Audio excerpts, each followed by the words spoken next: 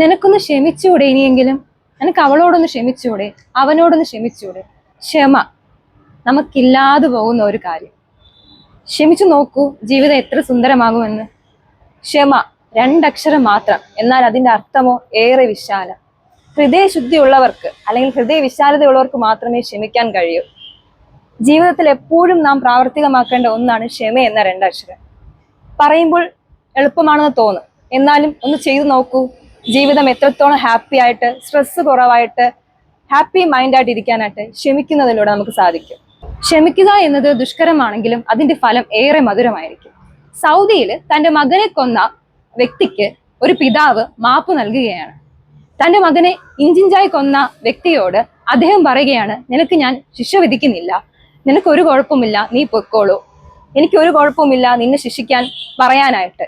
ആ പിതാവ് ആ പ്രതിയോട് പറഞ്ഞതാണ്, എന്റെ ഉള്ളിൽ ദൈവം അനുകമ്പയും സ്നേഹവും നിറച്ചതുകൊണ്ട് എനിക്ക് നിന്നോട് ഒരു പരാതിയില്ല. ക്ഷമിക്കാനുള്ള ആ ഒരു മനസ്സാണ് ആ പിതാവിനുണ്ടായത്.